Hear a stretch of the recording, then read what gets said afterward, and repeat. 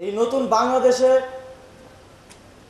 আমাদের প্রধান উপদেষ্টা একটি কথা বলেছেন যে এখানে আমরা আপনারা বলতে কোনো কথা নেই।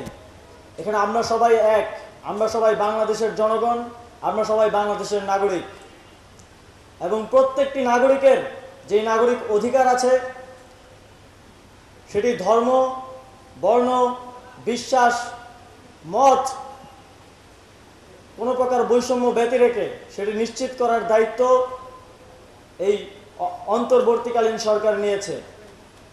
স্বাধীনতার ঠিক পরবর্তী মুহূর্তেই যখন কোনো সরকার ছিল না, 8ই আগস্ট পর্যন্ত কিছু দুষ্কৃতিকারীরা আমাদের এই স্বাধীনতার, আমাদের এই অর্জনকে ম্লান করার জন্য বিভিন্ন জায়গায় মন্দিরে হামলা করেছে। কিন্তু আপনারা দেখেছেন এদেশের জনগণ তাৎক্ষণিকভাবে সেটি রুখে দিয়েছে এবং স্বতঃস্ফূর্তভাবে এ ধরনের সাম্প্রদায়িক হামলা রুখে দেওয়ার জন্য পাহারা দিয়েছে।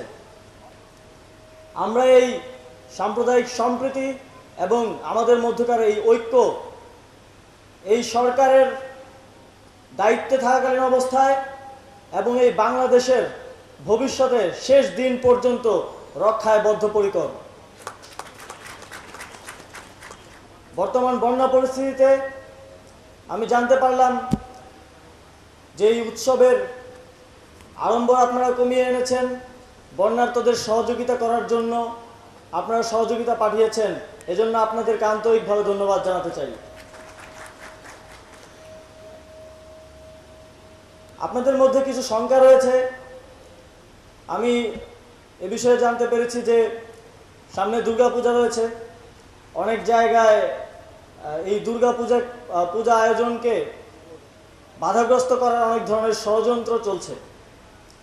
আমরা স্পষ্টভাবে বলতে চাই, যারাই এদেশের সাম্প্রদায়িক সম্প্রীতিকে বিনষ্ট করার জন্য ষড়যন্ত্র করবে, পরাজিত ফ্যাসিবাদী শক্তি অথবা অন্য যে কেউ যদি এই ধরনের কোনো ষড়যন্ত্রে লিপ্ত হয়, এই সরকার তাদেরকে ছাড় দেবে না। আজ সকালেও গাজীপুরের কালিয়াকৈরে একটি ঘটনা আমাদের চক্ষুগোচর হয়েছে। সেখানে খুব দ্রুত সময়ের মধ্যে আইন শৃঙ্খলা রক্ষাকারী বাহিনীকে সেখানে পাঠানো হয়েছে এবং যারা এই ঘটনা ঘটিয়েছে তাদেরকে দ্রুত আইনের আওতায় আনার জন্য নির্দেশনা দেওয়া হয়েছে। আমরা এ ধরনের প্রত্যেকটি ঘটনা এবং এর পেছনে যারা ইন্ধনদাতা রয়েছে তাদের বিরুদ্ধে ব্যবস্থা নিতে বদ্ধপরিকর এবং দৃষ্টান্তমূলক শাস্তি নিশ্চিত করবে এই সরকার, এই প্রতিজ্ঞা দিয়ে যাচ্ছে। আমরা বৈষম্যের বিরুদ্ধে আমাদের এই আন্দোলন শুরু করেছিলাম। চাকরিতে যেই কোটা বৈষম্য ছিল তার বিরুদ্ধে আমাদের লড়াই শুরু হয়েছিল, কিন্তু সেই লড়াই শেষে গিয়ে এই ফ্যাসিবাদী